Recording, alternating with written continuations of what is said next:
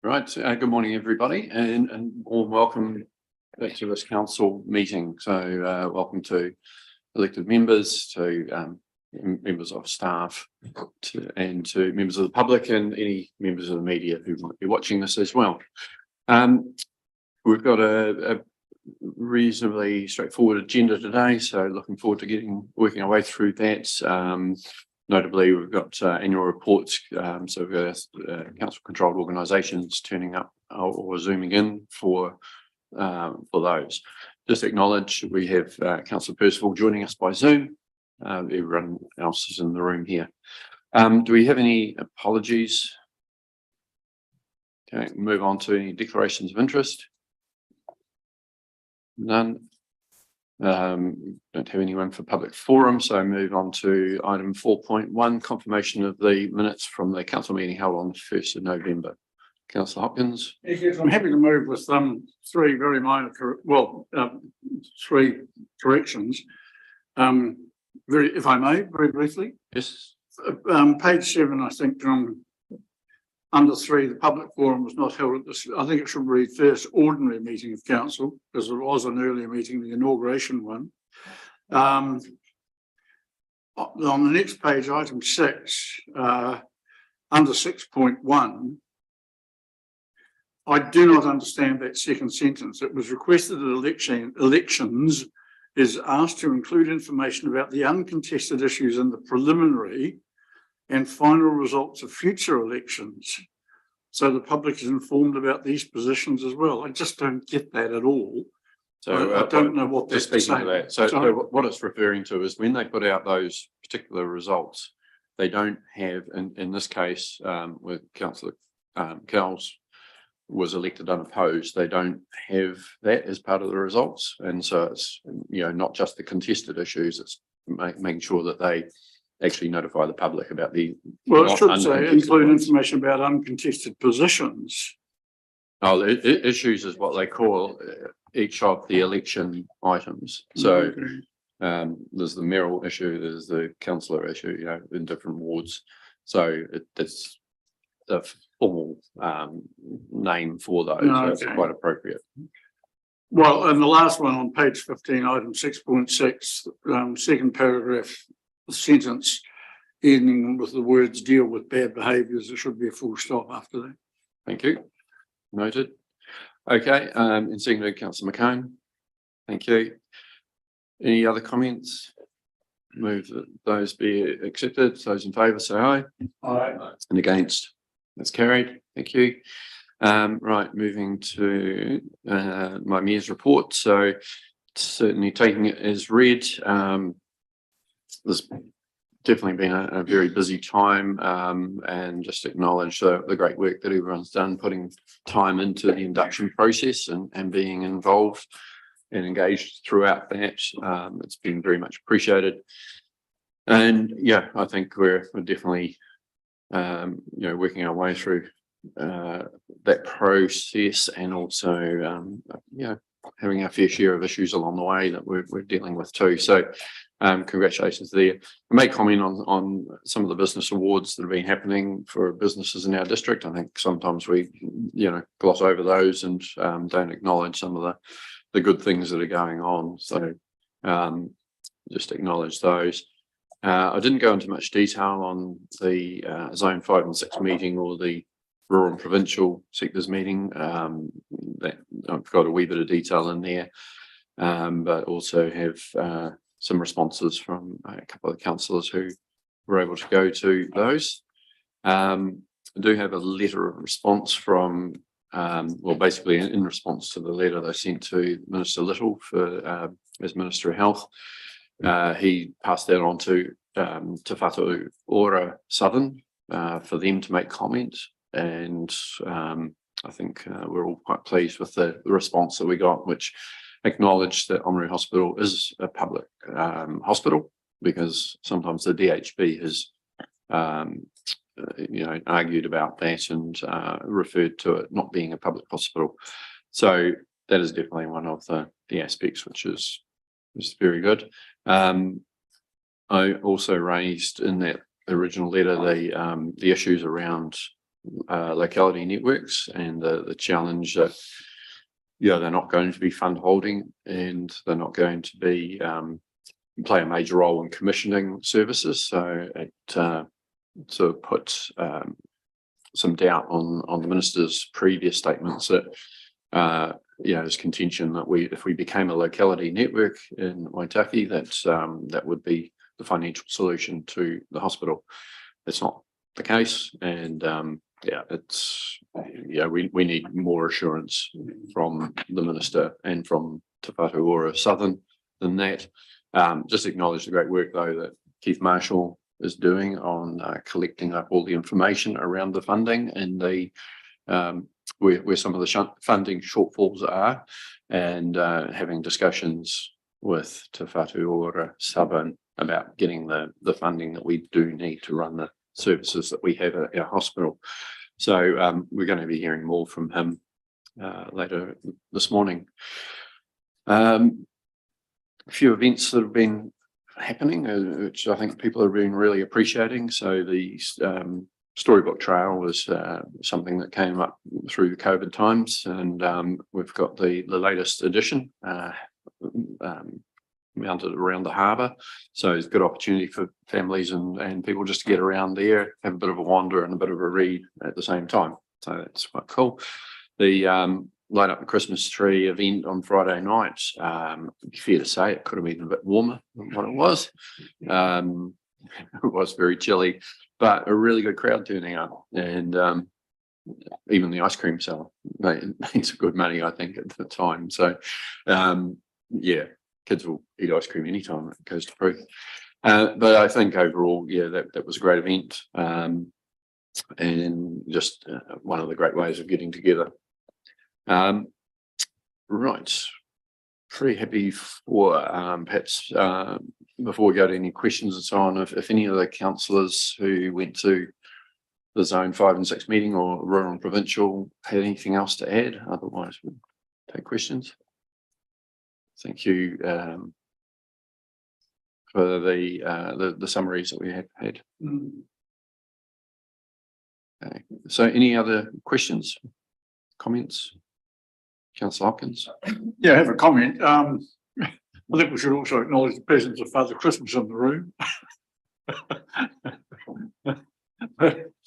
Putting that aside for a moment, congratulations to Tim and Courtney for their reports on the meetings they attended. They were really informative. And I just would like to endorse your comment about the NZAA, your 3 paragraphs on there. Very significant success in the Indian NewsLink Indian Business Awards.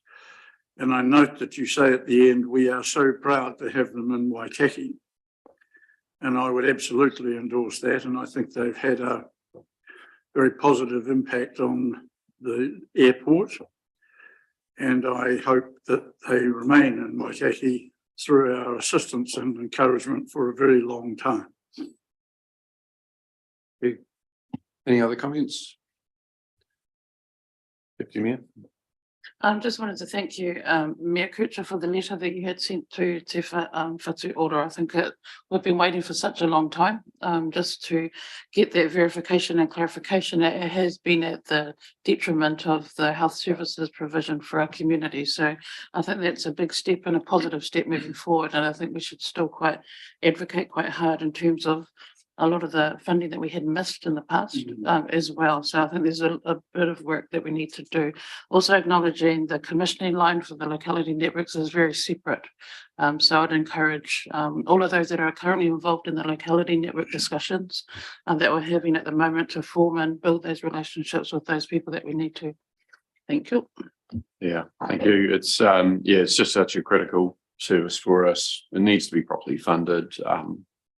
This issue of government hospitals getting bailed out and any overspend getting fixed by the government is they need to be treating our ratepayers fairly and make sure that it's not coming down to ratepayers have to fund that shortfall. Right, anything else, Councillor Holding? Yeah. On 6th of October, what's the Waitaki Shorelines Authorities? So the Shoreline Authorities Committee is basically it's the different agencies that have interests around the Waitaki Lakes. So it's ourselves and Waimate principally as the local territorial authorities, but it's also DOC and LINZ, ECAN, and one or two others amongst there. That making sure that we coordinate all our efforts and whatever is happening, everyone else understands those things that are going on, and it's certainly very helpful for making sure that things don't fall through the gaps, because no one knows who's responsible for something to happen. So we meet twice a year, usually timed, one just ahead of the camping season starting and the other one after that's finished, so that there can be good debriefs on that, and also getting ready for it, which is when a lot of the activity is happening. Anything else? Okay, I'll move. We receive my report. Someone second that. Councillor Hopkins. Those in favour say aye. Aye. And against? That's carried. Thank you. Moving on to the Chief Executive's report on page 32. Mr. Bartley. Thank you. So as per the usual format, my report follows the KPIs that the council agreed for me, which were adopted on the 23rd of August this year by the last council. I'll take it as read and highlight a few key issues in there. So first one around KPI 1, the Future for Local Government review.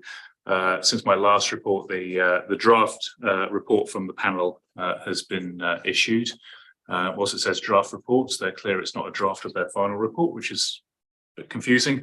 But in there, there's some interesting concepts and ideas about how local government might change in the future. And we're asked to respond by the end of February to that. So we'll be bringing forward some ideas in terms of how we might respond to that. The other thing we're considering on that at the moment is how we might engage the community. It was the intention of the last council that we try to engage the community in the Future for Local Government review, but the report as it's set out, I think it'd be very challenging to engage the community in that.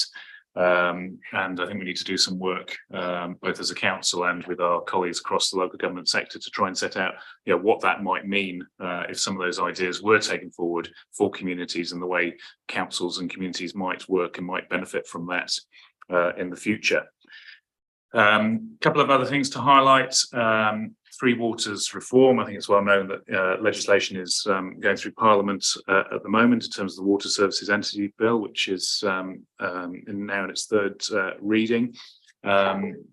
This council, along with others, made a number of representations on the proposed legislation, in particular around community voice within the new entities.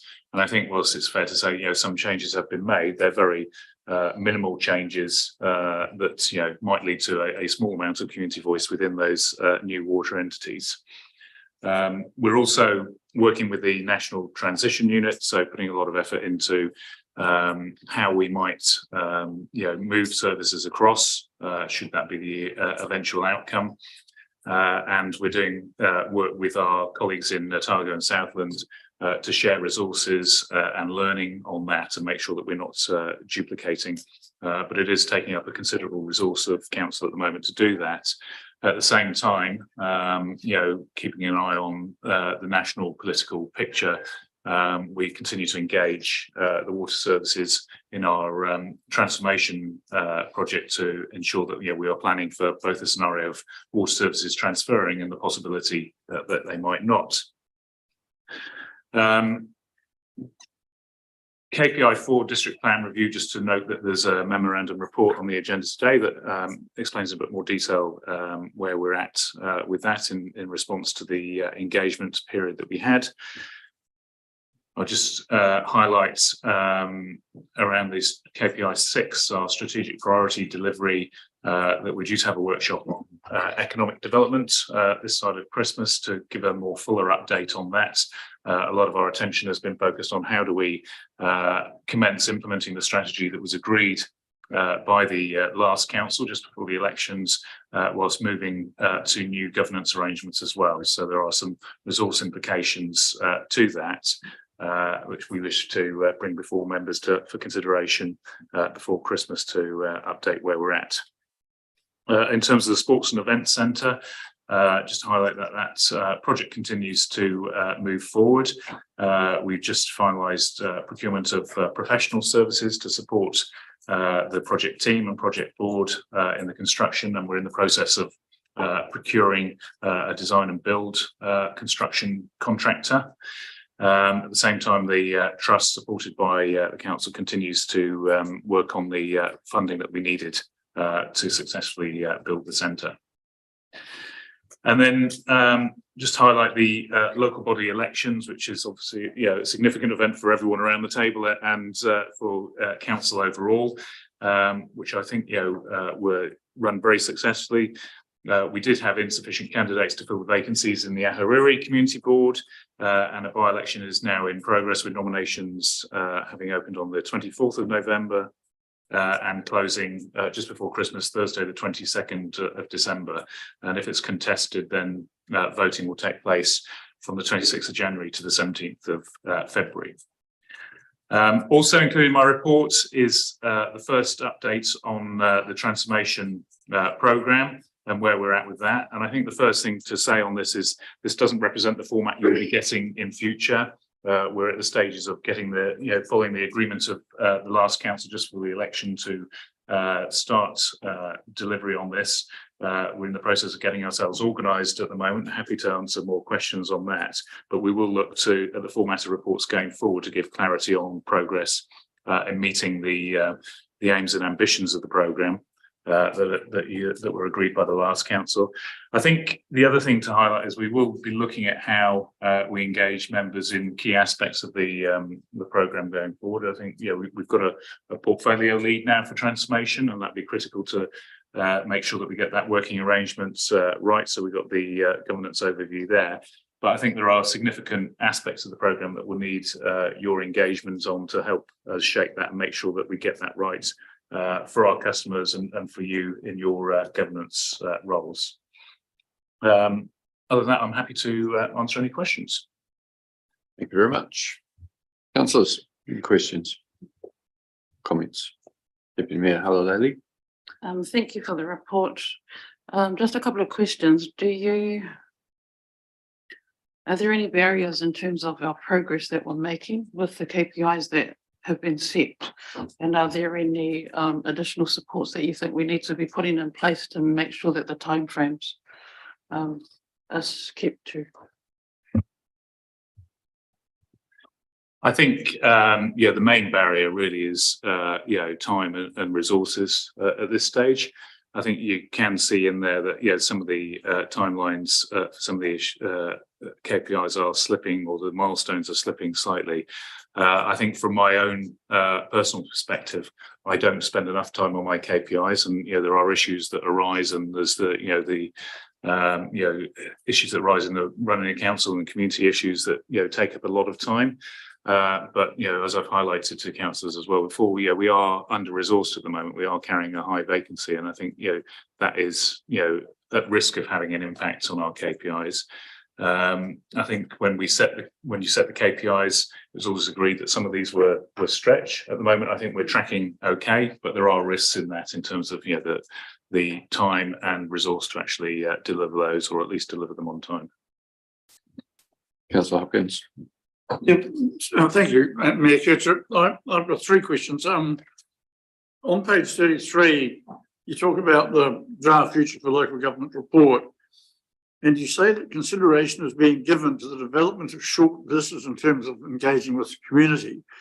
Consideration is being given to the development of short videos and a supplementary survey. Can you just tell us a bit more about what the nature and content of those short videos might be?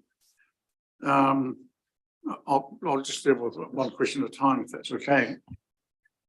Yeah, so as I sort of alluded to in my overview of that section, I think the Future for Local Government report will 260 odd pages of it. It's complex. It has some complex concepts in there.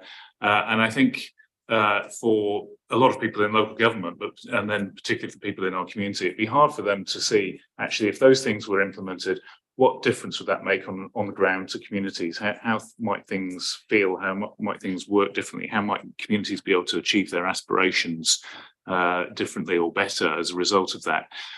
So I think it's something we want to discuss more with you as elected members as to what the exact content of those would be. But the aim would be to try and bring to life the reports in a way that's meaningful for people to understand the impact of some of those recommendations in there, rather than focusing on the specific recommendations in there, which, like I say, are complex, technical, draw on some sophisticated management concepts sometimes. So really it's about let's try and explain it in a way that's meaningful for people and communities.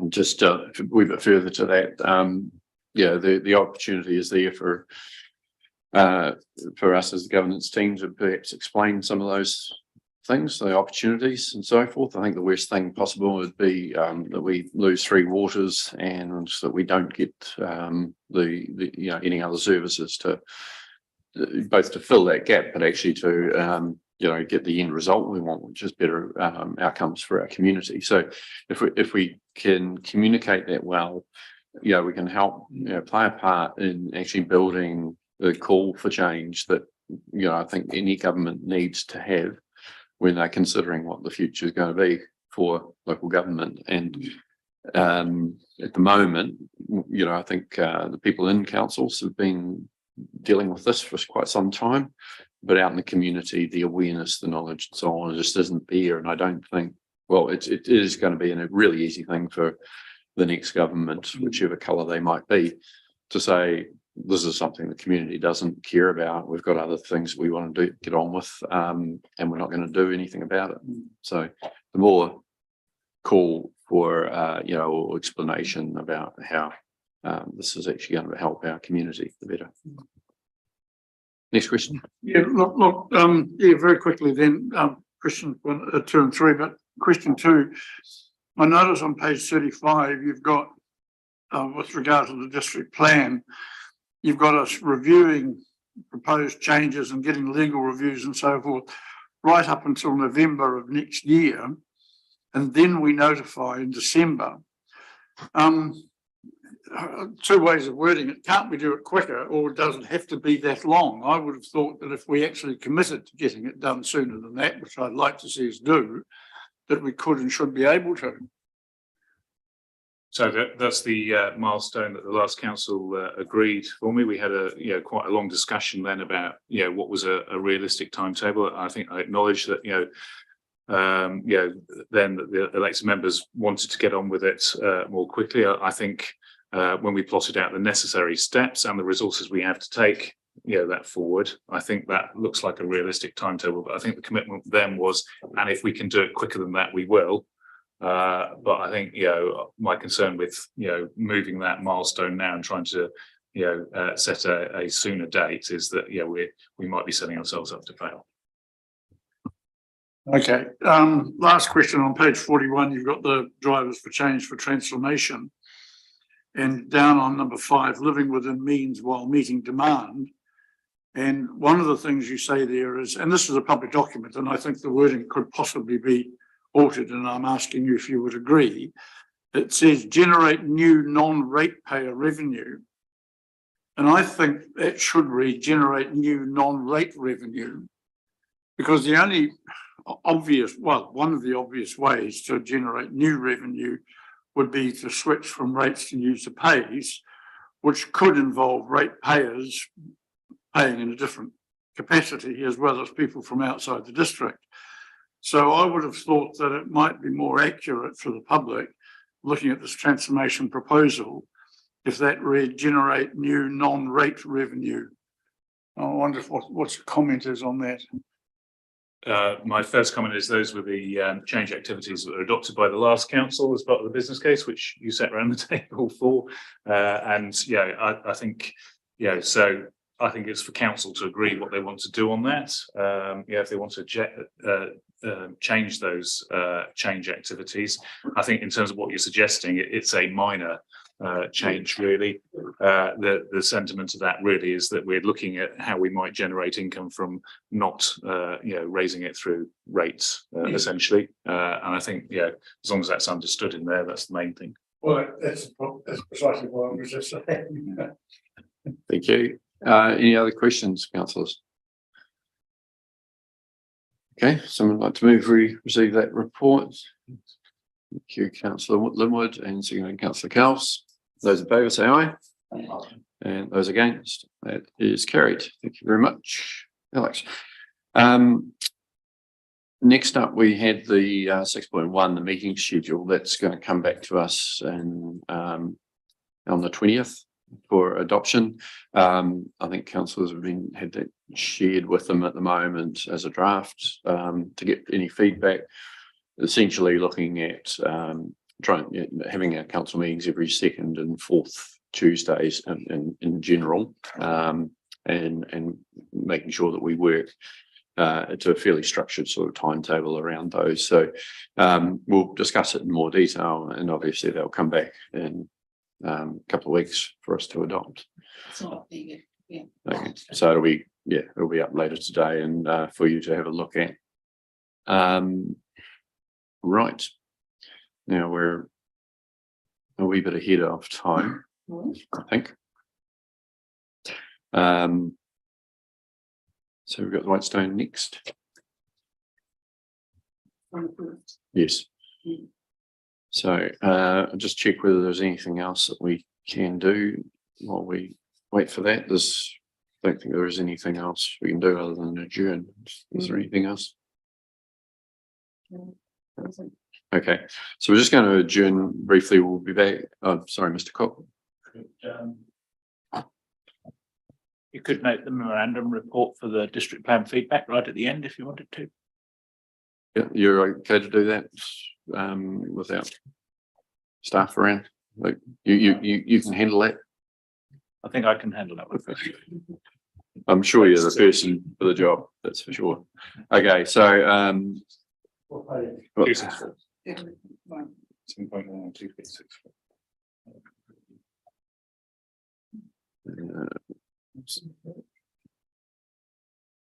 260. So I'm getting lost between the different documents. Okay,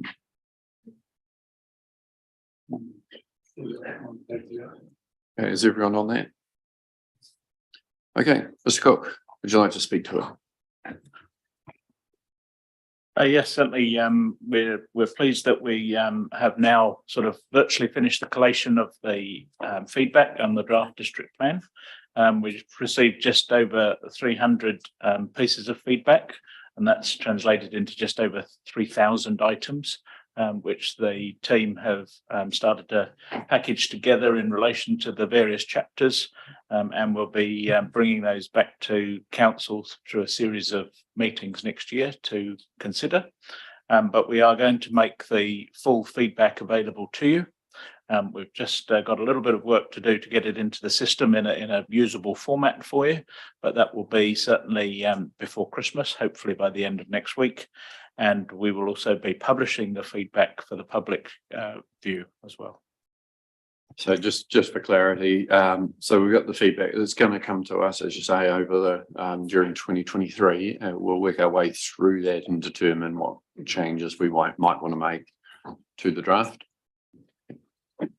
That is correct. Yes, they will come with obviously appropriate guidance. There's some pieces in there that are requested that probably simply can't be done because they're not necessarily legal. They don't necessarily fit in with the national planning frameworks or national environmental standards or something like that. There will be stuff in there which we will recommend as it's pretty much a no-brainer and can be proceeded with. And then there'll be items that we will need to have a collective view on as to whether we adopt those or not. Thank you. Do you have any other questions? Comment, Governance Advisor? Through you, Mr. Chair, thank you. Mr. Cook, we are going to put these documents up and to convene before Christmas for the elected members. That is the intention, yes. It's almost too exciting. Do we have appropriate, they're broken down into sections, will there be a document, a description document that can go with them? Because I have access now to all 330 of them, and I just need to know how your team would like them separated, and so that I can put them up into convene. So if I could get that information emailed to me, that would be great. And I'll see if I can do it in the next week or so. Thank you. Okay. Right. So yeah, certainly. I mean, it was a pretty long campaign. I think 3 months of effort to engage with the community, and a reasonable amount of feedback, which will take quite a bit of time incorporating into the draft as appropriate.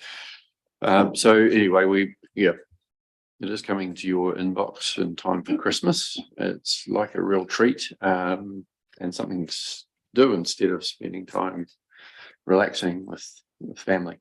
Anyway, Councillor Hopkins. Yeah, look, I have two questions from Mr. Cook. Number one, I note your point about certain things being unable to be done because they conflict with national policies, national environmental standards or planning frameworks and the like.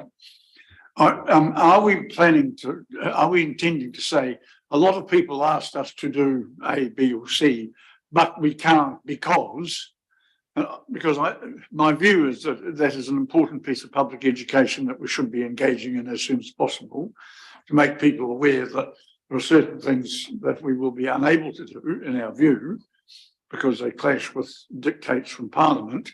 Second question is, under C, medium density residential zone, I would have thought we could have seen the solution to those issues in questions now, because the planning manager and others have assured us, even before the process went out, that the 12-metre proposal was acknowledged to be flawed and that we had an alternative solution and that would be dealt with.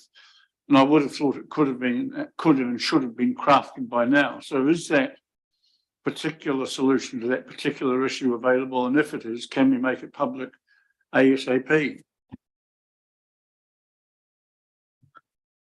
To the first question, it is intended that we would discuss all the items. What we're currently looking at is almost like a traffic light system. So red is that we can't do it, but that we'd give you the information why we can't do it. Orange is where we've got some area to discuss, and green is where we'd recommend it goes through on a nod sort of thing. The in relation to your second question, I don't know whether the full detail is available, or where we've put it actually in the schedule of meetings for next year.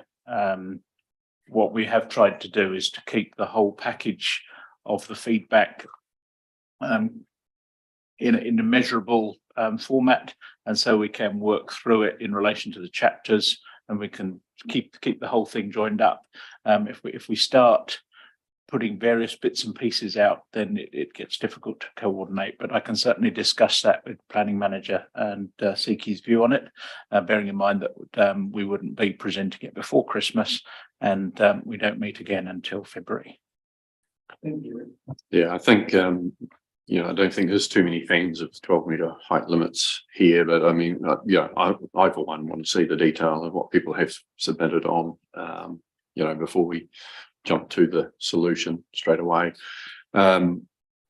So yeah, we'll see how we go on that. I think you do raise a good point around just letting people know here's a bunch of things we've been asked to change in there, but they can't be changed, or we can't incorporate whatever suggestions they're making because they just contravene what we're allowed to put in there. Summarising that would be quite handy. So here's the things we've been asked which can't be done because of for legal reasons, as opposed to then getting on with the rest.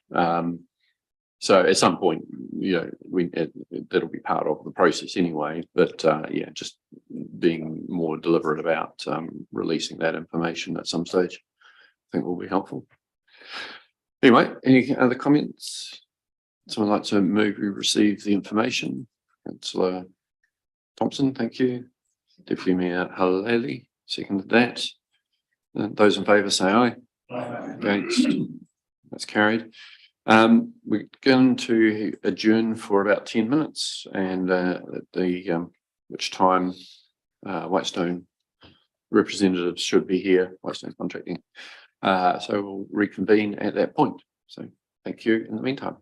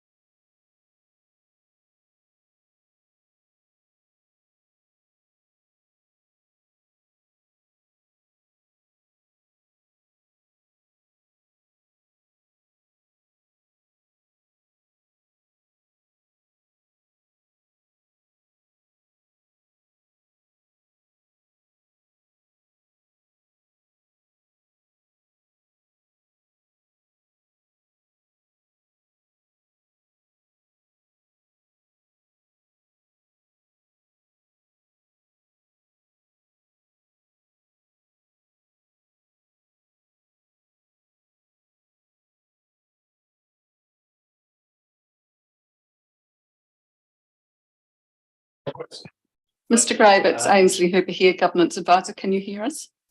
Okay, Ainsley, how are you? Fine, thank you, Steve. Thank you. There we go. We'll be with you shortly. It's nice to know that technology works.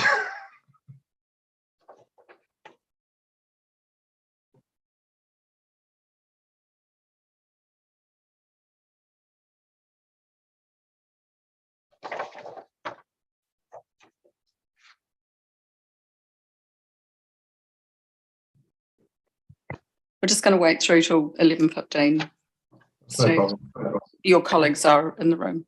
So, Thanks.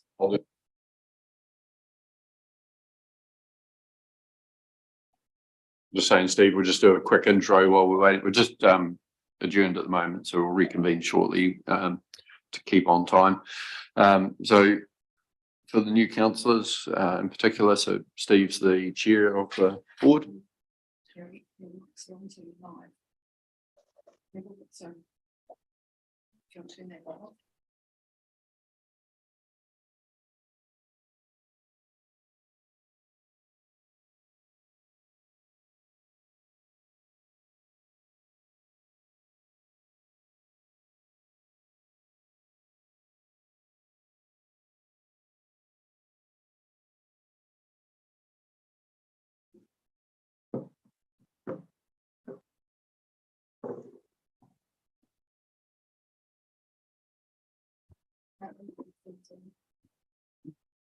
Yep, start. Perhaps Councillor Waitaki could fill in with a short musical interlude.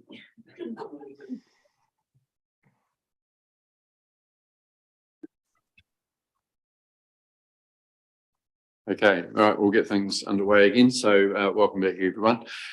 So we've got Whitestone Contracting representatives in the room or on Zoom now. So Chairman Steve Grave, so welcome Steve, and CEO Paul Bissett and Financial Officer, Chief Financial Officer, Tony Reid. So welcome to you all. Basically, yeah, just hand straight over to you to start off with, if you like, Steve, and we'll go from there. Thank you, Gary. Welcome. And thank you for the opportunity to recap on the very challenging year that Whitestone's had for up to 30th of June 22. You'll all have read the annual report, so I'll just touch on a few of the highlights if that's okay. Pleasing to say that we improved on the surplus from the previous year. It's just over $550,000 before sponsorships and tax. Fair to say also it's a recovery and it's still below where it needs to be. The past year, staff sickness and staffing shortages were an impediment to us operating at full capacity, or the company has managed to make some positive staffing appointments while retaining those key staff. And very pleased to say that absence through sickness has reduced significantly now, and long may that be the case. Unrecoverable fuel price escalations had a significant impact on our financial performance because we are heavy users of diesel fuel. Consequently, there was a low capital spend as we came off the loss of the Waitaki and Mackenzie District Council road maintenance contracts. And there was a cost to holding onto the plant from those contracts, but it did allow us to mobilise on the Waitaki District Council road maintenance contract should we win that tender. And win it, we did. And I'm very pleased to say Whitestone has made a positive start to this local contract.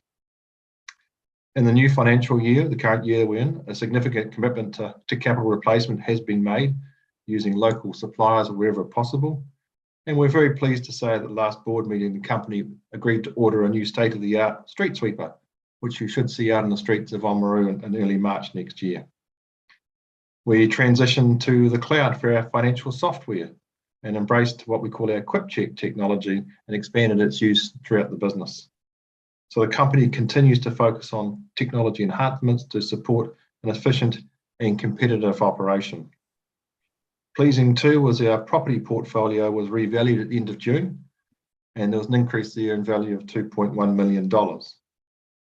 The company has a sale and purchase contract in place to dispose of its now surplus Waimate depot subsequent to balance date, and that will free up some cash for us. There continue to be pleasing and positive progress and trends regarding health and safety and environmental performance for the company. And we are pleased to say that Whitestone now has 2 hybrid vehicles in the fleet, And recently we installed a charging station out at the Deborah office. There were some major transitions during the year for the company. Very pleased to say we appointed Paul Bissett, who's sitting in the room with you now, as our CEO, replacing Glenn Campbell, who left Christmas time last year to take up new opportunities in North Island. And in addition to that, there was substantial changes to the board of directors. There were 3 new directors started, one in November and the other 2 in January. So big changes to the board. In terms of milestones, in July we celebrated 30 years of Whitestone Contracting Limited with a special function down at the Opera House and additional recognition for those staff who've served over 25 years. And you attended that. Thank you, Gary. In terms of a future outlook to the current financial year, we did have a slow start to 2023 in the first quarter. An up and down 3 months, sickness, weather, lack of ability to work. But looking at the forward order book and where we are positioned, we are confident that we'll have a good 3 quarters and finish well by the end of June in 2023. So overall, there have been lots of exciting things happening with the business, and we just look forward to further improvements and a positive contribution to our community in 2023. So I just would like to take the opportunity to thank the team at Whitestone for coming through what have been the most tumultuous of times, internal and external influences on the business that everybody's aware of. So thank you to the team, thank you to the board, past and present, for their contribution to get us to where we are today, a springboard to the future, to our valuable customers, and also to our shareholder representatives, past and present. We do value that relationship. Look forward to that going onwards. So ngā mihi nui, and thank you from me. Thank you very much, Steve. Paul and Tony, do you want to add anything? No. Yeah. No, I think Steve hit the nail on the head, really. Summed it up very well. Okay. Yep. All right. We're ready for some questions. Right, councillors, any questions? Councillor Hopkins. Yeah, thank you, Steve, and thank you, Paul and Tony. I've got a few questions. Page 51, you're recording a $550,000 surplus compared to $184,000 last year, and you say on the next page you've committed a minimum $200,000 by way of dividend, I think, to us for the year. Ironically, $200,000 is less than the director's fee shown in this actual annual report. But what is the quantum you're actually proposing to offer out of the $500,000 to the council? So we will be following the normal process, which is the 50% of the after-tax profit, which is just over the $250,000 mark, will come back as dividend. The 200,000 refers to in our statement of intent that going forward we'd agreed to the minimum of 200,000 per annum. So look, supplementary question. That's still substantially less than the 8% ROI. Is there any indication that you guys are going to get anywhere near it this year or in any future year? Or is this essentially a business that cannot deliver that result for its owners, i.e. the ratepayers and residents of Waitaki? It can deliver it, Jim. I mean, that's a very good question. That's one we discussed around the board table. We had a good track record, not a brilliant track record, but a pretty good track record leading up to a couple of years ago where it really tanked. This last year, again, was a difficult year. It's a rebuild year, and you can see that there has been improvement from south of 200 to north of 500. The budget still sits in there of around about 1.1 to 1.2 million, which is where it needs to be fair. And we're working our way back to that. We don't want to use reasons that could sound like excuses in terms of loss of workload or wet weather or COVID, but all those things have had a serious impact on the business. But we have proved that when we can work and get our utilisation up, we can return and make dividend, and we're very confident that's where we will get back to. This year will be a challenge because of the first quarter was so up and down and very lumpy, and you don't get that time back. So we've just got to make the best out of the remaining 3 quarters of the year to make the best result that we possibly can. So we're confident that we're working our way back to solid returns. Yeah. Mayor Church, I've got a couple of more technical. I think Paul questions. might just want to respond immediately. Oh, sorry. Yeah. Just there, thanks, Steve. Just looking on page 18, Jim, as well, on the financial performance, when you look at 2018, 2019, we exceeded that 8%. And that was really around our revenue, as Steve said. Once our revenue gets up over that 25 million, we can really start to produce some results. And that's what we're trying to achieve at the moment. With the loss of those maintenance contracts in 2021 hurt us, and we're on a rebuild at the moment. And hopefully we can find some more profitable work to get us up over that $25 million mark. So thank you. Thanks, Paul. Look, yeah, just a couple of on page, going back briefly to page 58. Can you just explain those accidents? That there's a very high percentage of accidents relative to previous years in 2022. What does that actually mean in terms of real people being hurt? And can you flesh out those two graphs a little bit? Page 11 on the report. Sorry. Page 58 on our agenda.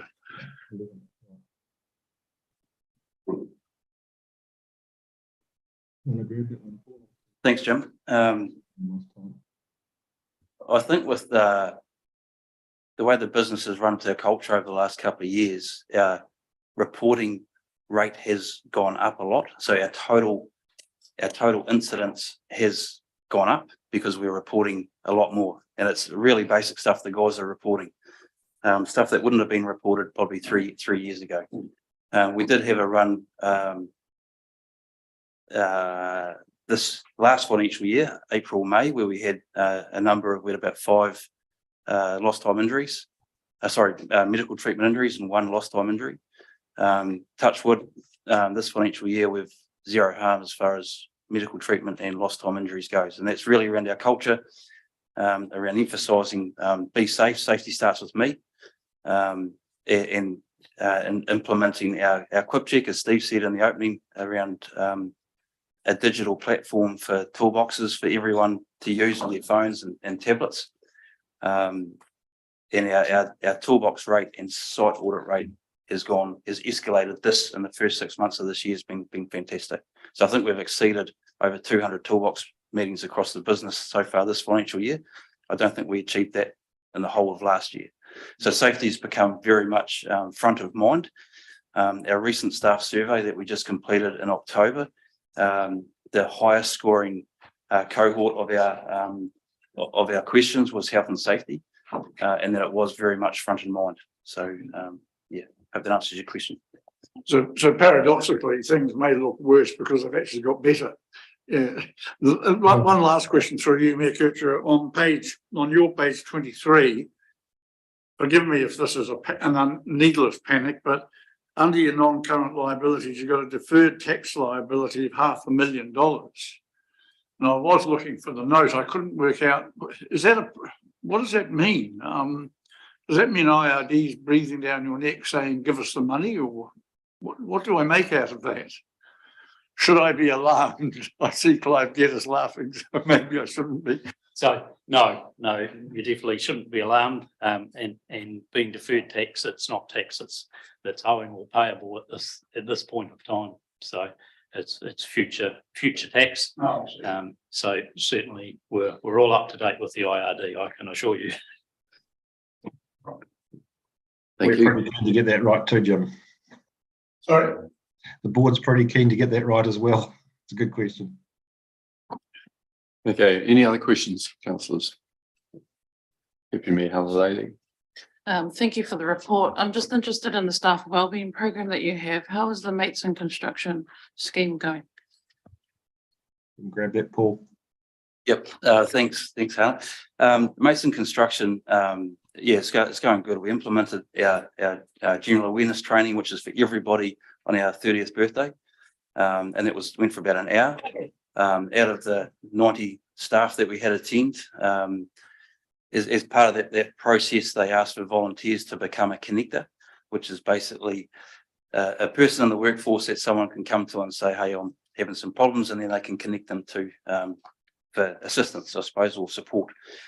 We had something like 25 or 27% of people that attended that wanted to be a connector. So we've started that journey of training people on that connector training, which is another, I think it's another 6-hour training course.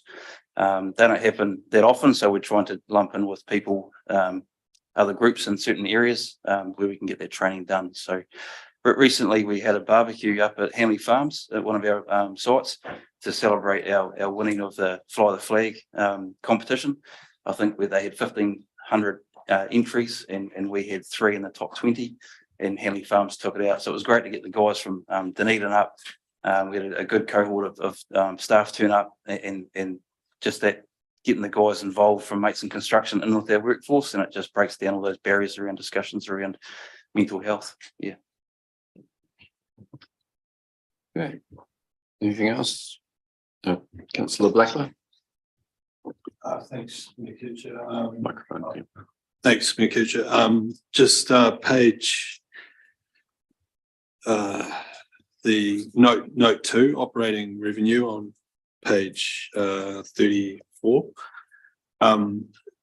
Quite a large percentage of the income comes from non-contract work. I was just wondering if you could touch on that, and with a possible downturn upon us, if there's any kind of risk there in that aspect of the work from the private sector.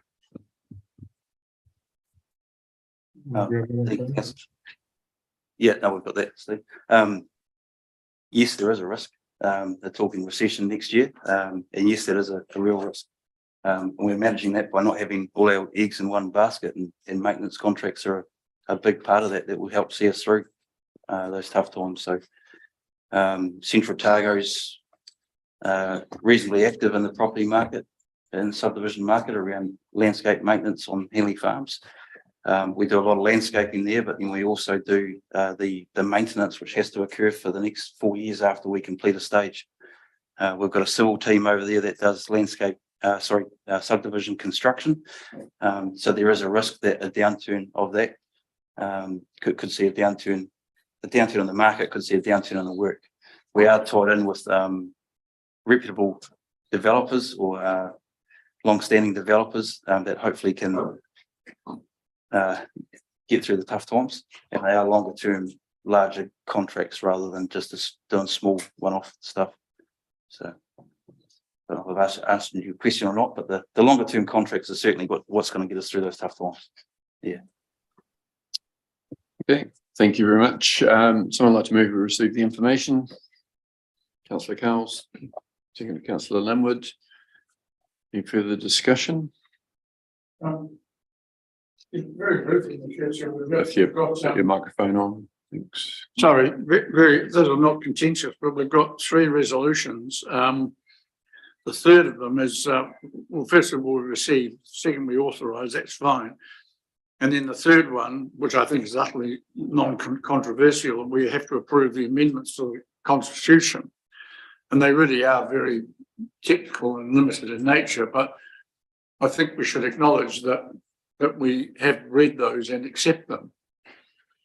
So I mean, I don't know, I'm happy to move, unless you consider that the resolution you've just put covers 1, I'm happy to move 1, 2 and 3. Well, we've got it was 1, but if the mover and seconder are happy for 1 and 2, which is just the around the AGM to include that, so we'll leave 3 for the moment. Come back to that in a moment. So I'll put 1 and 2. Those in favour say aye. Aye. And those against, it's carried. Councillor Hopkins, you want to move number 3? Yes, I'm happy to do that, Nick. Amendments to the Constitution, which are just for the most part just updates to the situation. And Deputy Mayor seconding that. Any comments? Okay, I'll put that. Those in favour say aye. Those against, that is carried. Thank you. So thank you very much. Yeah, all the best for the rest of your December, and hopefully you finish the 6 months really strongly. But yeah, to you and the team, yeah, all the very best for Christmas, and hope you have a good bit of a break and then back into it in 2023. So Thank you very much. thanks very much. Bye. Thanks, Steve. Bye. Okay, next up, we've got Amerima Airfield Limited, and we've got the chair of the boards, Clive Geddes. So welcome, Clive. Great to see you here in sunny Oamaru again. So welcome. And just when you're ready to go, we'll hand over to you, and yeah, just press the button on the silver button on the right to make the microphone work. Good morning, Your Worship and councillors. I appear this morning on behalf of the board of the Amerima Airfield Limited to present our 2021-22 report, which includes the financial statements for the year ending June 22. It would be fair to say that in that year we have repeated the performance of the year before, which is to squeak our way through the financial year and the operations of the airfield without running down our cash reserves and without incurring any large contingent liability of expenditure. We indicated in our statement of intent for the current year that we expected an upturn in the utilisation of the airfield as North Island and overseas pilots returned, and I'm very happy to report to you, Mayor Kircher, that that has been the case. And over the past 2 months, we've had a minimum of 12 gliders operating out of the airfield on those days when they can, and a maximum of up to 25 and 30. And that continues as I speak, because we are hosting the South Island Championships, and there are currently 25 gliders operating off the field day by day. It's a relatively simple, small company. We continue to be focused on the subdivision of land on Nimbus Drive in order to create a capital reserve that will seal the company off from any unexpected demand upon revenue or upon capital for that matter. And we are expecting the resource consent for that subdivision to be issued by your good selves in the next week or two. So I'm very happy to take any questions on the report and on the finances. Thank you very much, Clive, and yeah, thanks for making the trip here. Just on the Nimbus Drive subdivision, you know, is that something that's taking up a lot of direct time because you're pretty hands-on because of the nature of the company? We appointed a project management team called Turamark, who have handled the compiling of the consent application and have followed it through the process on our behalf. Once we have the consent, we will continue to keep Turamark in place to refresh the capital works budget that will be, or the capital works that will be required to implement the consent. That and the consenting cost itself, we have estimated and have a provision for that. Excellent. So, yeah, hopefully you're having a discussion with the previous CCO that was here around those I could works. perhaps anticipate Councillor Hopkins' question in regards to a dividend. He may note on page 20, I think it is, of the report that the directors received $1,850 in travel expenses. So I'm quite sure, given your 50% shareholding, Councillor Hopkins, we could, if push came to shove, we could make a $900 dividend declaration.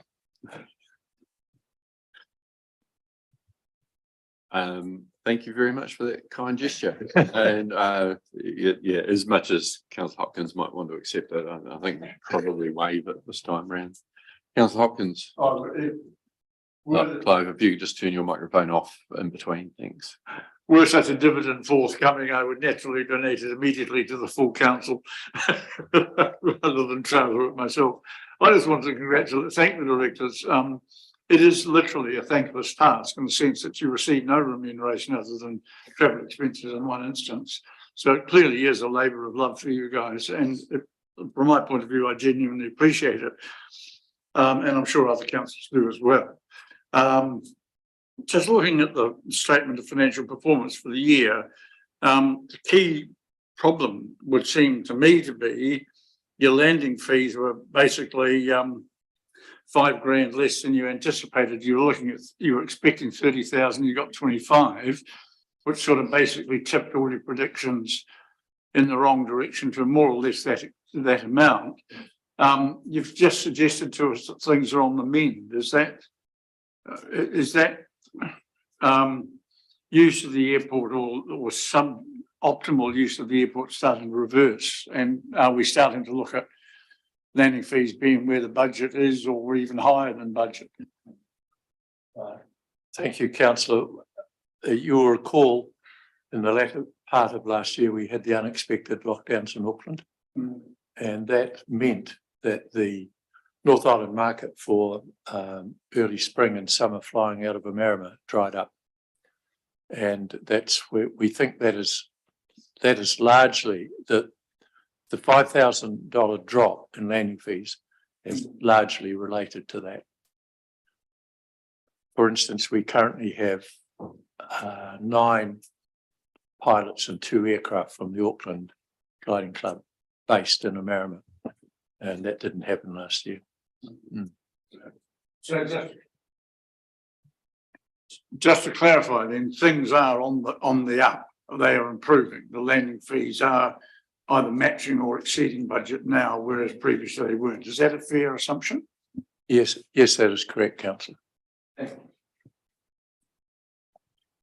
Councillor Blackler. Thanks for being here today. I just had a question about mentioned, the cash positions remain relatively stable, and just kind of reading between the lines here, there's possibly deferral in capital expenditure. Just wondering if that is presents any challenges, going forward for future. Thank you, Councillor. It has. There's no question about that. We have focused very much in the last 3 years on maintaining the standard of the runway, because once there's been an enormous amount of work done on that over the last 10 years.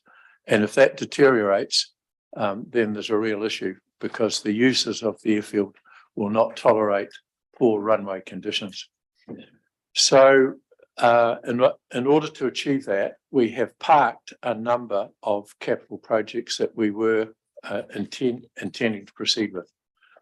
The most important of those is the renewal or the refurbishment of the current bore that we use to extract water to irrigate the airfield.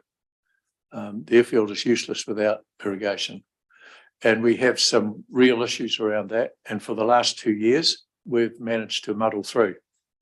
And that is one of the reasons why we're proceeding with the subdivision, because we want to have a capital fund where we can essentially exchange money that's been tied up in land and put it back into other elements of the infrastructure of the airfield, like the irrigation system, particularly the supply side of that.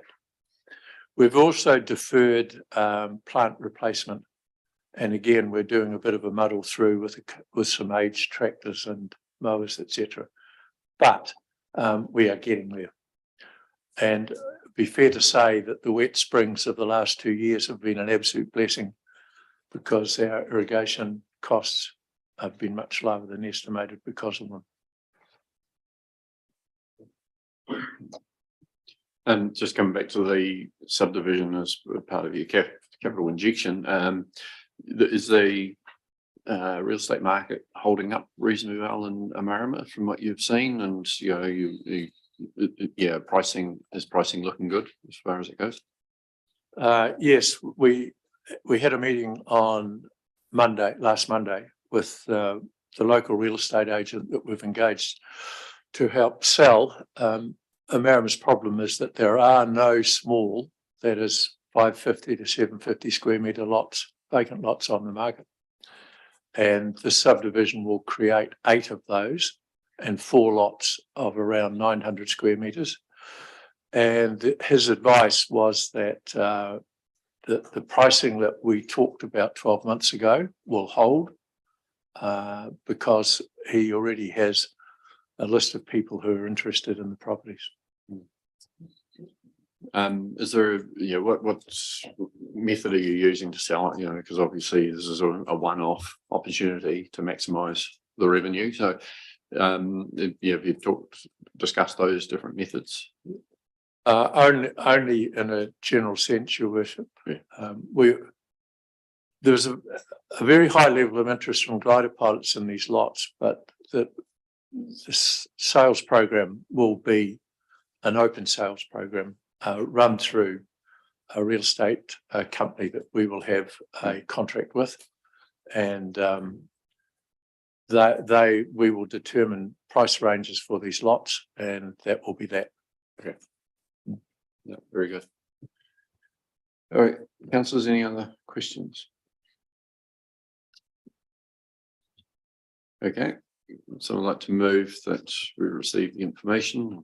I think that was the main recommendation in there around the and around the AGM as well.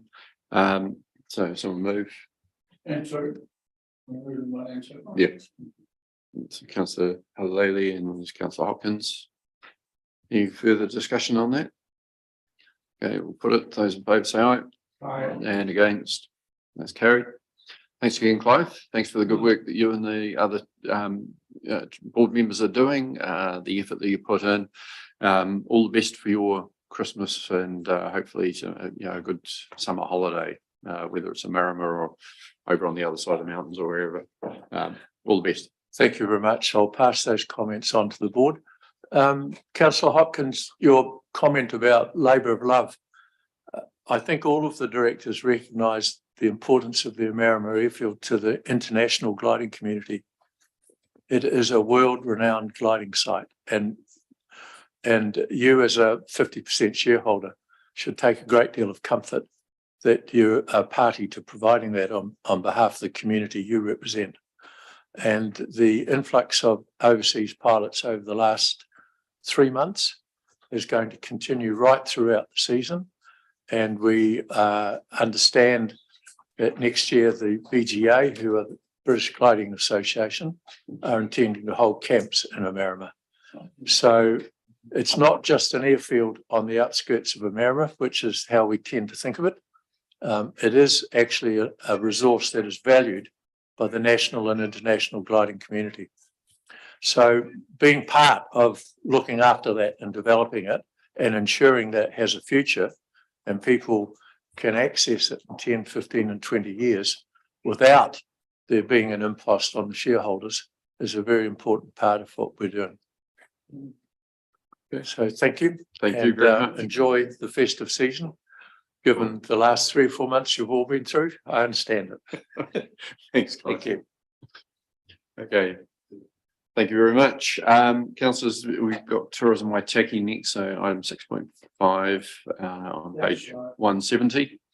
And so welcome Mike McElhinney and Dr. Philippa Agnew to the council chamber. Got Megan and Rick online. And okay, yep, we've got a couple joining online, so welcome Megan and Rick as well, 2 of the other directors. So Mike, thanks very much for coming in. Thank you both for coming in. We'll hand over to you, Mike, just to introduce the report and yeah, tell us about the highlights as much as possible. I'd just like to thank you, Your Worship. Mike, just put your microphone on. Thank you. Here we go. It's been a pretty busy time over the last number of years, in the past 12 months in particular, but it's good to see the borders open and the tourists coming back into the country again. On a positive note, though, you'll see in the report here that the Waitaki district, we haven't suffered at all throughout that period. Our key focus has been on the domestic market, and that spend is up to, I think it was about 98 million year on year. So we've been in a very, very good position.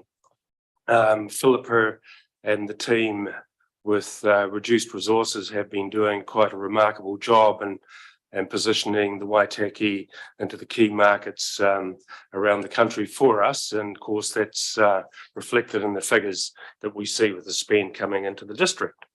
And the numbers again for the penguin colony reflect that as well, as the domestic and international market starts to come back. So it's slowly but surely quite a positive story. So I'm thinking that you would have read the report, and if there are any questions that we can ask, we'd be happy to do so. Thank you. Okay, Philippa, you got anything to add, or just go straight to questions? No. Okay, good. Right, just to open one, not so much on the annual report, but I guess trends side of things, what's happening with tourism side.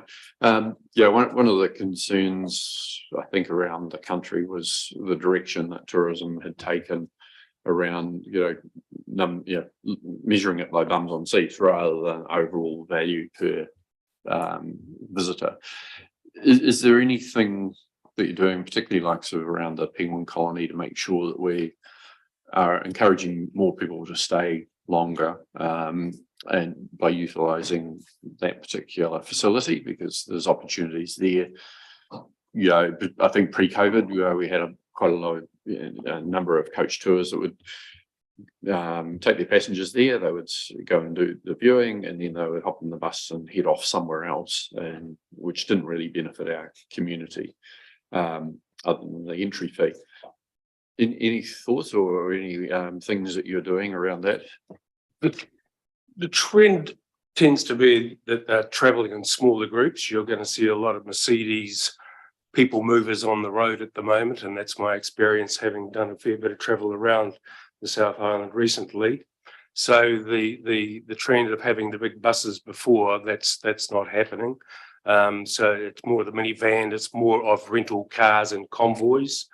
And I think whether Megan and Philippa could talk more to that. Megan? Yeah, kia ora. I'm happy just to jump in on that. So with regards to your comment on the change in, I think we're going to see a natural change to visitors coming in and with regards to staying longer due to the cost of travel, which is going to continue through till next year, which is bound by fuel costs that we're seeing. So the messaging from Tourism New Zealand is around that sustainable traveller, which is looking for them to stay longer in destinations, have obviously less of an impact on the environment, but stay longer, which I think will be driven by the higher value tourists that we'll see, which again goes back to that to the cost of flights. We are seeing, I can just talk from a aviation point of view, our numbers are ahead of budget. Now, bearing in mind, I'm sure you can imagine we have budgeted conservatively, but the rebound is happening. And at the moment, the reality is the only constraints we're seeing are driven by the airline, who have got constraints on capacity due to their operational issues. But things are coming back, and they're coming back quickly. And the other one is that we know that we are seeing that people will want to explore outside of those main centres. So the ability to push people out into the regions and for us to see regional growth is strong. Okay, thank you very much. And just to add to that, so at the penguin colony, we have extended our hours, not quite back to what we were pre-COVID, but we are opening earlier in the day. So we're opening at 1 o'clock now. So people have the opportunity to do a day tour through the colony. And we also have digital and hard displays in the colony in our information area. So we've got a geopark display in the centre. So it is encouraging people through those displays that they can see things outside of the penguin colony as well in the wider district. Yeah, it's certainly appreciated. So thank you for that. Councillors, any further questions? Councillor Hopkins. Yeah, thanks everyone. I do have a few questions. First one on your page 3, you're showing a loss this year of 113,000. Later on page 24, you say you're part of a consolidated group. So I'm not sure if the question's for you or for Paul, but does that mean essentially that tax loss will be offset against our other CCO's profits? I just want to check which page on our agenda is it? Oh, sorry, but page 177 is the first one, Okay. 197 is the second. Yeah. What I hadn't mentioned, we've got 6.4 and 6.5, both of those items, because one's 2020 to 2021 financial year, and the other is the 2021 to 2022 year. So so you're looking at the most recent year, which is just to make sure we're all on the same page. Thank you. Yeah. So we're happy to take questions on both, but I think 6.4 is so far in the past that it's less pertinent. Anyway, if you can respond, Mr. Harvey. Yeah, that is correct. It's part of the overall council tax group, so we'll just utilise the losses amongst the group. Okay, look, if I can just follow on from that then, on our page 180, your page 7, you talk about the Blue Penguin colony's operating revenue for this year being 382,000, which is actually less than $500,000 the year before, when lockdowns were longer and worse. So I'm just curious to know how you explain that. I would have thought there should have been an upturn. We actually saw a decrease in visitor numbers through the 2021 year compared to 2020. I think because of coming out of the first lockdown, New Zealanders travelled a lot more throughout the country, because there wasn't that fear around having to self-isolate, of getting caught in regions. In 2021, Auckland was locked down for a really long time. So all of those factors impacted the numbers that were coming through in 2021 quite significantly, like more than you would expect. So that's why the revenue is so different. And also that 2020 year probably took into account the MB funding, I think. Oh, okay. Yeah. So 2022 financial is actually. If you could just turn your microphone off. Yeah, I think I get what you're saying. Look, sorry if I may, I think I understand that. Yeah, it looks financial year 2022, but we're actually talking about calendar year 2021. Yeah. Thank you for the explanation. My last question relates to our page 188, your page 15. In the year 2022 financial year, revenue from providing goods and services drops from 573 to 383. But the cost relating to providing those goods and services goes from 819 to 885. So we're spending more to earn less. Can you explain that, please?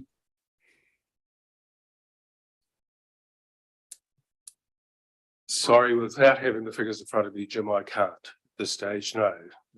Yeah. Just repeat. Just repeat those figures again. Well, your revenue shows that revenue line for providing goods and services indicates in the 2022 financial year you generated 383,000 rather than 573 the previous year, but you spent 885 against 819 the previous year. So I'm just trying to work out why it costs more to earn less. I have one more question too. Does that relate to the revenue coming in from the penguin colony? So remembering that. No, it's comprehensive. Okay, so that would incorporate both the penguin colony and tourism Waitaki then. So that does incorporate that MB funding that was in the previous financial year. And also the reduction in revenue, as I mentioned, and it probably relates to some of the funding through that Tourism Waitaki received as well. So the providing goods and services, is that the promotion that you do for the district? Is that included in that? Correct. Yeah. So you don't make money from that. Basically, there's a number of revenue streams which funds the activity of promotion, and that's what it's reflecting. Correct. And the MIMI funding that came in to enable us to continue to operate. Yep. Thank you. Look, my last question very quickly is, if I read this report correctly, you're still paying for the lease of the building you've left on the corner of Thames and Itchen. Is that correct? So we came out of that building at the end of July, so it would be in those financials that you're looking at, but it's not going forward. This document says you've got a lease for 3 years. So has that been cancelled or resolved with the council? That's been negotiated out. Thank you to the council. I just acknowledge also Janine's joined us, so welcome, Janine. I've just asked for any of the 3 directors online. Do you want to add anything at this stage? The only thing I would add, Mr. Mayor, is that I've been keeping an eye on tourism that passes through the Mackenzie, and at the moment, while we see the odd bus tour on the road coming through here, the majority of what I see now is camper vans and caravans, and I keep an eye on the Ahuriri parking area that was an issue of concern to council a few years ago at the height of tourism. And I note that the numbers that are building up in there are, they're getting up there. So I think there's a reflection. The bus issue that Councillor Hopkins raised, I think, is a fact, or maybe yourself, is that there wasn't the accommodation that in North Otago that would handle a large number of buses here. So they were passing on to where accommodation was available. And I think the only place was Teshmakers that might have had that capability, plus maybe the Bryden. So, that was just a fact of life, is that we didn't have the numbers. And I note that accommodation has increased with some developments over the last couple of years, but it's never going to meet bus numbers.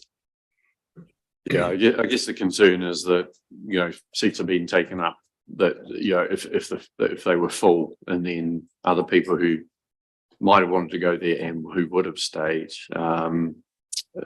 weren't able to.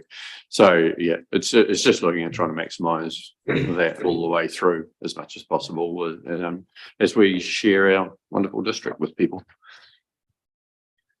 Councillors, any other? Sorry, the only thing I was going to add to that, sorry, Mr. Mayor, was just around echoing Pip's comments. It's real, the financials are really difficult to interpret over the last couple of years because of the MB funding and the way it's come through and out.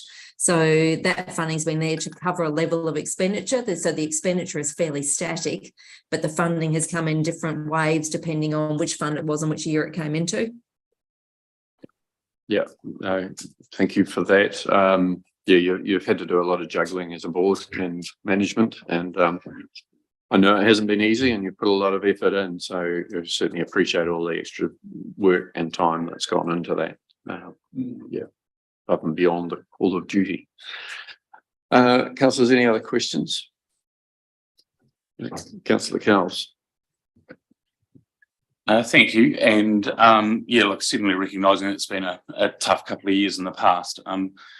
I sort of noticed Tourism New Zealand, they've sort of redefined the type of tourists that we'd like to see back in New Zealand. And I'm just wondering, I'm not sure whether I agree entirely with their strategy, but I'm wondering whether that's what we're seeing, whether, there's various ways of increasing our revenue from tourism, keeping them here a little bit longer, but also appealing to, I guess, a higher worth or a higher spend type of tourist. And I'm just wondering if we're seeing any change post-COVID in the type of tourists that we're seeing through the Waitaki.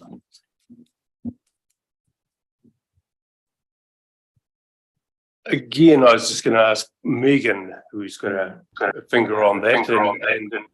And I think one of the things that's going to influence that is the price of airfares at the moment, for a starter.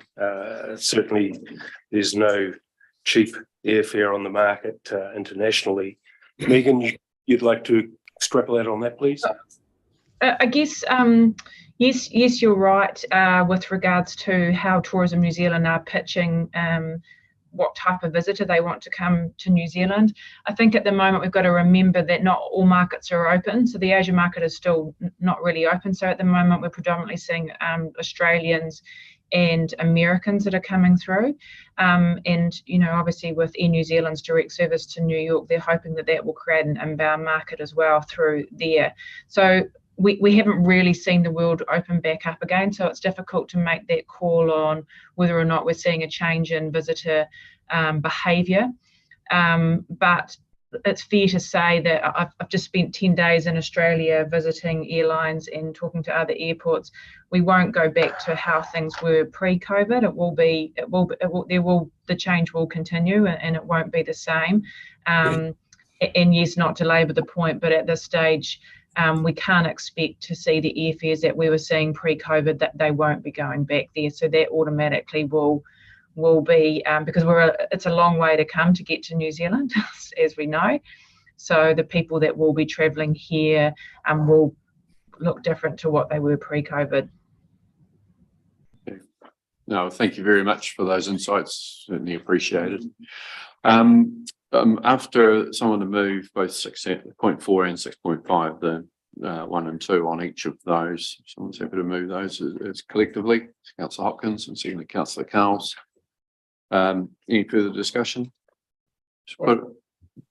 Just for the record, because it's a public document, I don't think there's an awful lot of point drilling or talking to the directors and Philippa about the year before last year.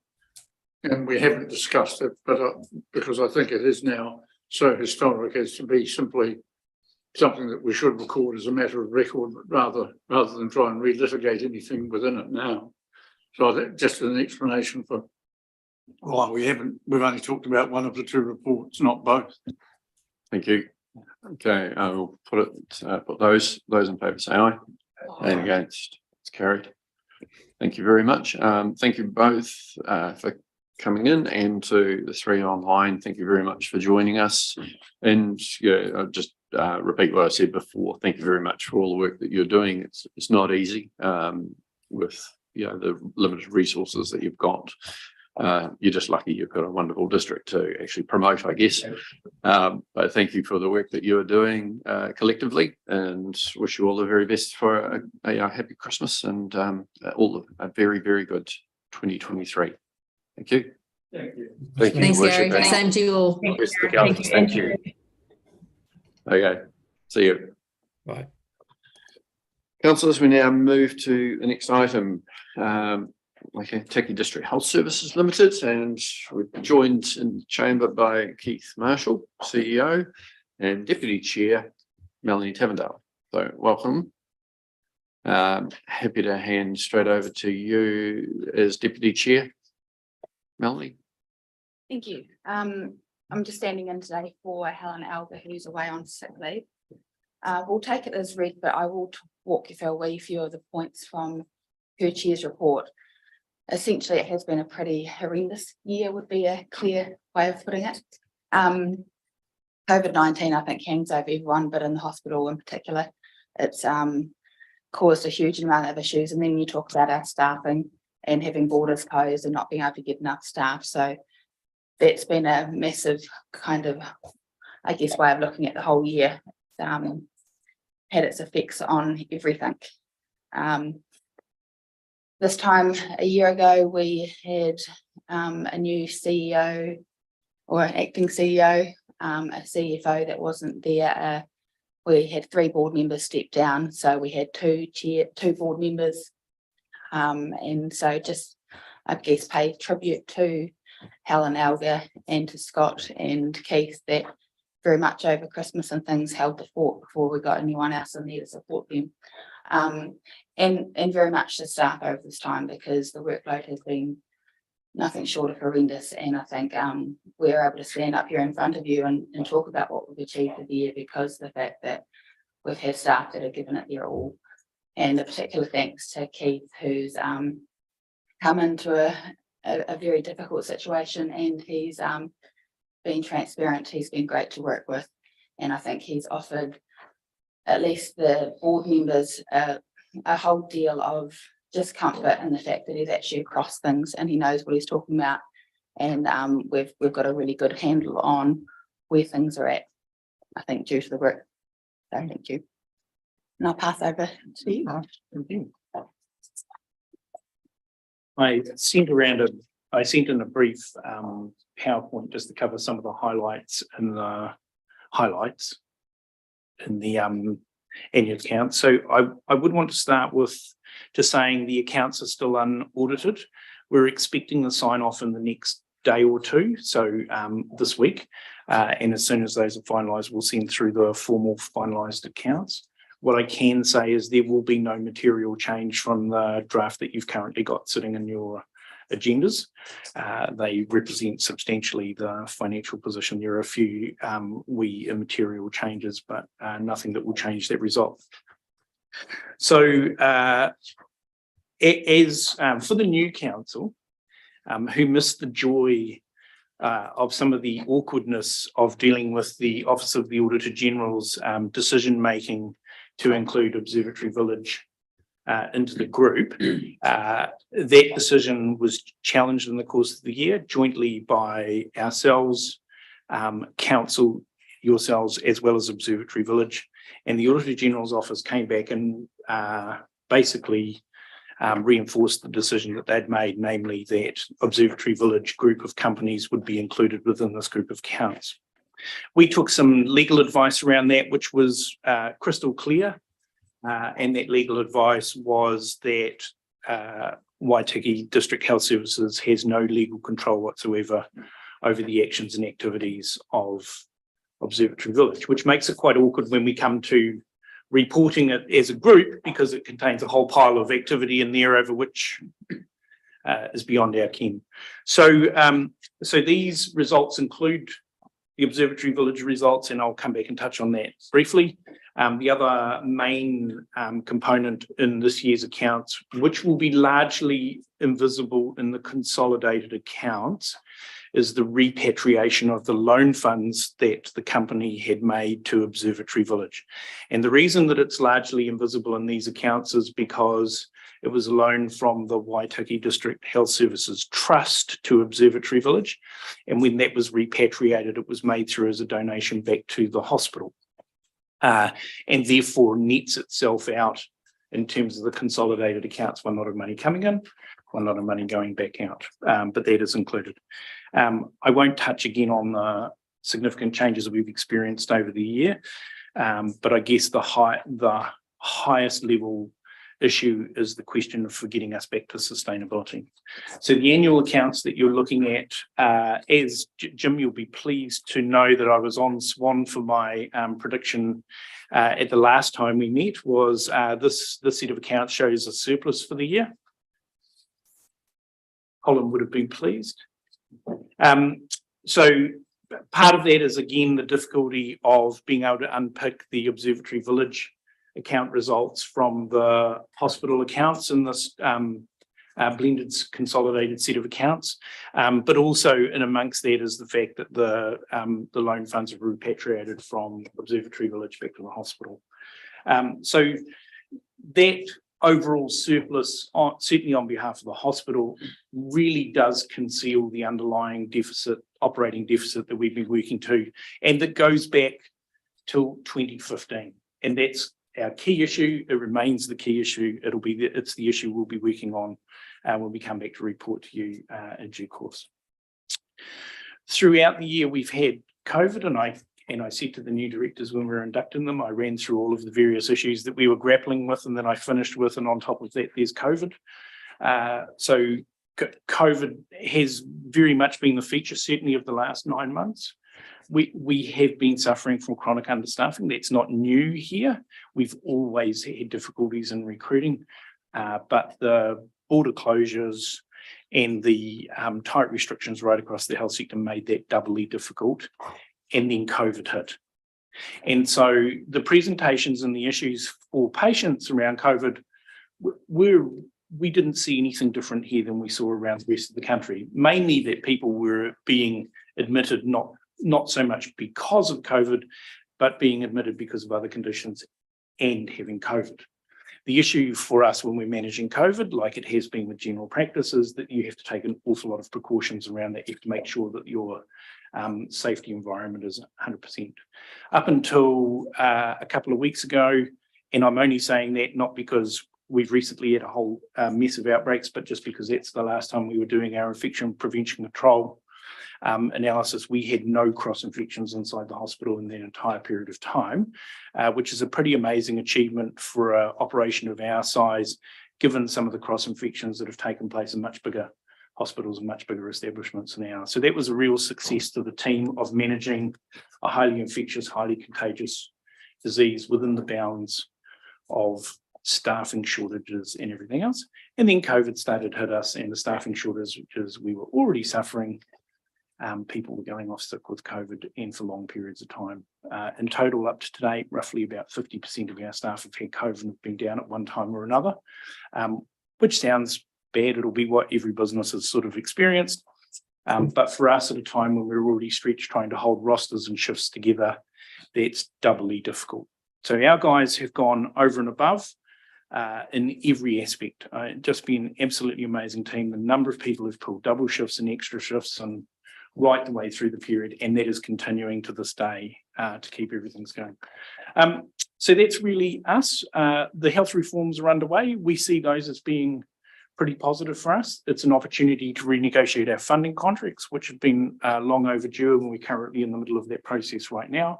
And the opportunity is doubly useful at this time because it does represent a shift away from what we have been experiencing in terms of how those funding contracts were put together. So that does represent some opportunities for us going forward. The contracts had been locked down for 5 years, and so the fact that they're now free and able to be renegotiated sets us in a reasonable position. We still got some work to do, but we will get there. And that's pretty much it. An amazing group of people have done an amazing job, which has been largely invisible to a lot of people.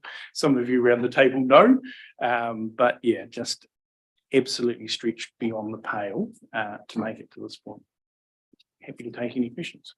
Thank you very much, Keith. Preempt Councillor Hopkins.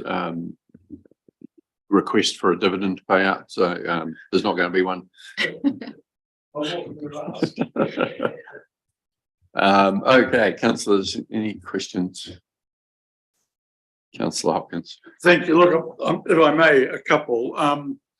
You're on the last page 41 of your report, page 254 of ours, and that you did say before that and I think it's important that, I mean, this is a public document, so it's not I'm not being alarmist here, but you made the point that the supposed surplus actually disguises deficits, either 2.2 million or just over 3. Is that specific to the hospital's operation? Yes, so there is an underlying deficit for Waitaki District Health Services Limited.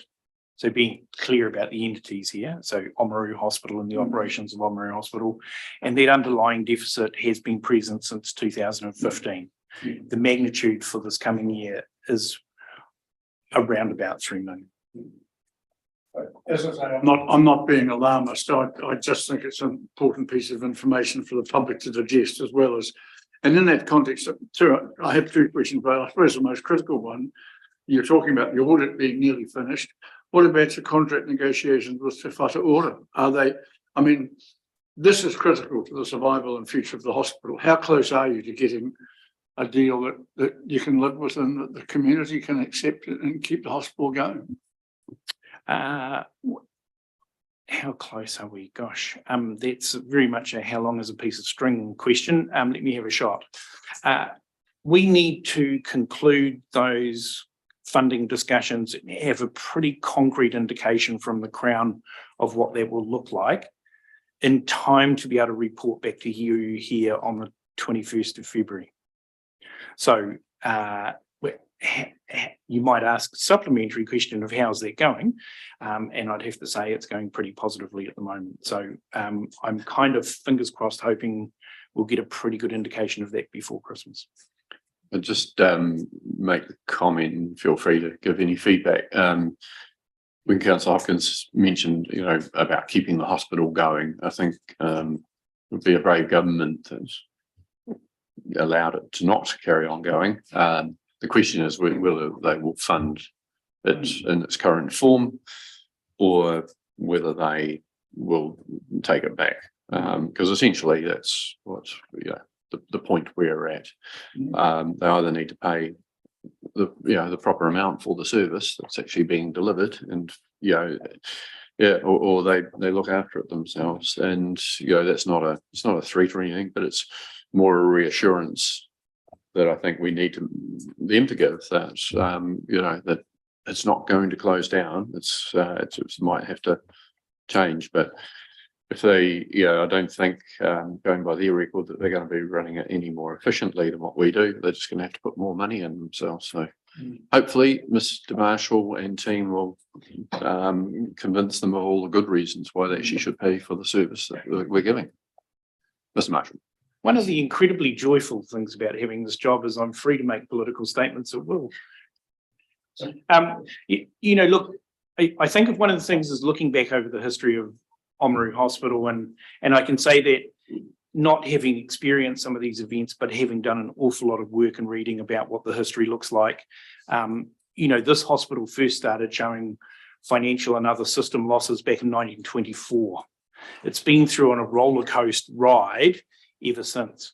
The simple facts of the matter, though, no matter what the government, no matter what the health system, and no matter what the structures in place, that set of services out of that hospital are crucial for this town and this district. So that is a cornerstone of where we are and where we will be.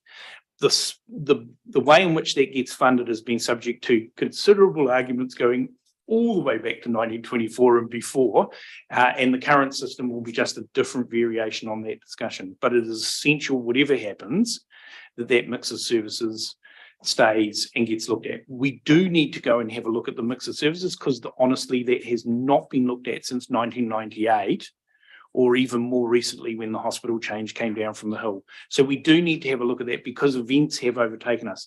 The number of age residential care beds in town hasn't substantially altered for a long period of time. That has a pressure on the hospital. The way in which the accident and emergency services happen hasn't changed since 1998. That has changed substantially over a period of time. The amount of resourcing that's available to our GPs and primary practice hasn't changed over that same period of time. So all of these things need to be looked at in that same context, and that's part of the conversation that we've been having. That work was kind of done in 2016, 2017, but even that's 5 years out of date. So I guess my take-home message from here is a lot of thinking and work has been done around this over an extended period of time. What we do at the hospital is an essential component of the public health system in its totality, and that's not going anywhere. We just have to figure out how we make it work. Political statement ends. Look, thank you, Mayor Kerr, I endorse your comments, but just a more particular and specific matter. On page 249 of our agenda, 36 of yours, and I'm just trying to clarify this really. You're showing directors increasing from 13 to 17 and a modest increase from 206 to 224. The leadership team goes up from 181 or 1,181,000 to 1,507,000 with what looks like just one extra person. Can you just clarify those figures? They are again in a public document. We're outrageously overpaying senior managers, clearly. Sorry. The change in number of directors has been around taking on board the mix of the directorships across the group. Again, this is where the difficulty comes in and looking at the group in total, and similarly in terms of the rates of pay. So one of the things that I can't speak for Observatory Village Group, but what I can say about our group is you will have seen a change in the amount around the senior leadership team pricing, of which will be buried in that little lift, because some of the clinical time has finally been added where it should be, which is in management time and therefore recognised as a management rather than previously it would have appeared in clinical budgets. So you haven't got 17 directors? I haven't, but and if we did, we'd have to pay them quite a bit more, obviously. Okay, right. Any other questions, councillors? Councillor Ryan. Just picking up on talking about challenging the Office of the Auditor General's decision. Is there anything, after you've sought that legal advice, is there anything else that can be done in that space or that you are looking to it? It's a great question, Rebecca. Sorry, Councillor Ryan. Look, I think there are good auditing standard reasons why the Auditor General made the decision they did. And fundamentally, that's because Waitaki District Health Services established Observatory Village Trust. But that's the sum total of the engagement now. And the challenge that we made was saying that not in any legal sense and not in any financial management sense do we have any control whatsoever. And therefore, in a practical sense, the decision for auditing purposes doesn't make sense in a practical, plus it has additional costs and it's really difficult, makes everybody's life quite hard. And the Auditor General just basically repeated the auditing standards. So it's not like the Auditor General's office has much of a choice in complying with the auditing standards, right? The legal advice we got basically provided us a pretty clear steer on what the options were. Realistically, there are two paths we can tread from here. One is that we can judicially review the decision probably in the High Court, but that has a whole pile of legal expenses that none of us really, it doesn't make any sense for any of us to go throwing money at a legal challenge around something like that. And the other alternative might be to look at the way in which the Observatory Village Trust itself is settled, and maybe there's a way of getting that done. The issue with that is that would have to be done by Observatory Village Trust, because if we were involved, then we're back in the control issue again. So there are a couple of options. We were intending to have a look at those after we got through the audit process, because actually we just need to get done and dusted and wrapped up. The decision is what it is, and we'll see what we can do about it in terms of our ears. Thank you very much. Right, would someone like to move the recommendations on page 213? Councillor Thompson and Councillor Halalele. Any further comment? Put it. Those in favour say aye. Aye. Those against. It's carried. 1, 2, and 3. Right, that pretty much I think completes our agenda. So with that, thank you very much for everyone's participation in this, and I'll declare the meeting closed.